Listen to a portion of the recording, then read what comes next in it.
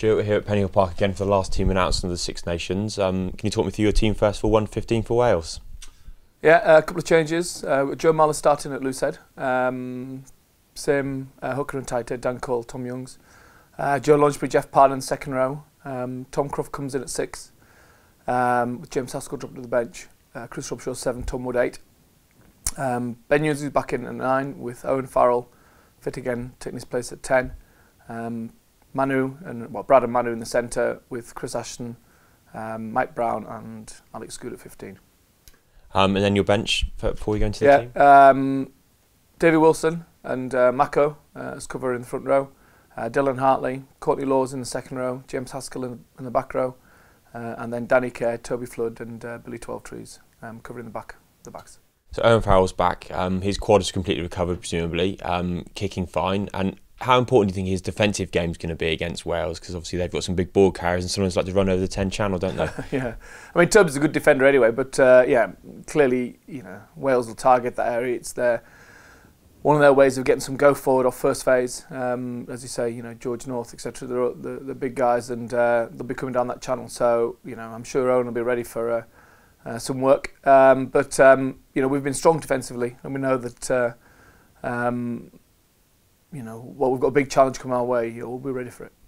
Tom Croft as well in the back row. Impressive return off the bench, obviously against Italy. Do you feel you've got the right balance here in the back row with him, Chris Robshaw and Tom Wood? Yeah, I think I always look at the game as an 80-minute game, and I don't think James Haskell did anything wrong. But actually, his impact coming off the bench in the second half, I think, will serve us better. And Tom's extra line-up presence will give us, hopefully an advantage in terms of securing our own ball and putting pressure on the Welsh ball. He's clearly a quality player. He's played well for us in the Six Nations last year. He's a British Lion, and he's had a great impact since he's come back into the team. It's going to be key battleground, obviously, as ever, the back row, but with the likes of Warburton, Tipperick and Falatau there, you don't want to think of it as a Lion shootout, but there's people who are going to be billing it as that, some of the contests that are going on there. I don't just think it's in the back row, to be honest. I think it's probably in every position, and I have to say it's the furthest thing from my mind, personally, but in the players' minds, I'm sure it's in there, but I think all the players know that their own personal position depends on the team's performance, and whether it's the Welsh players or the English players, everyone's effort and energy will be devoted to helping their own team win.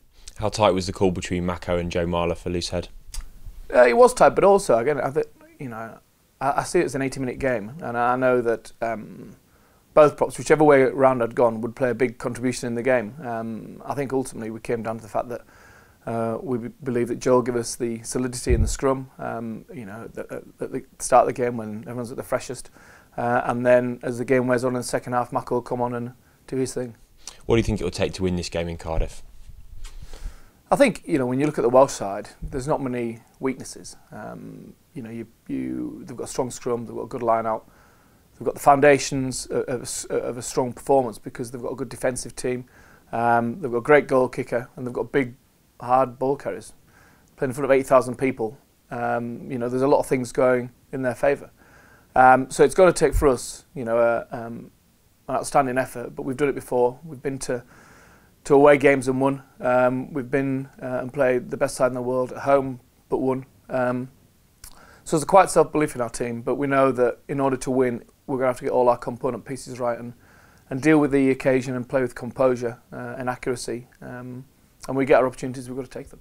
When you say dealing with the occasion, is that taking the emotion out of it from an England point of view and trying to silence the crowd? Or do you still need to feed on that emotion yourselves? I don't mean take the emotion out of the crowd. I think it's the crowds are a part of the occasion, but actually when the players got on the field, their minds are very much focused on the performance. And I think the players are experienced enough from both sides to know that doing the little things right throughout the context of the game from minute 1 to minute 80, that's what will give the best team on the day who will win.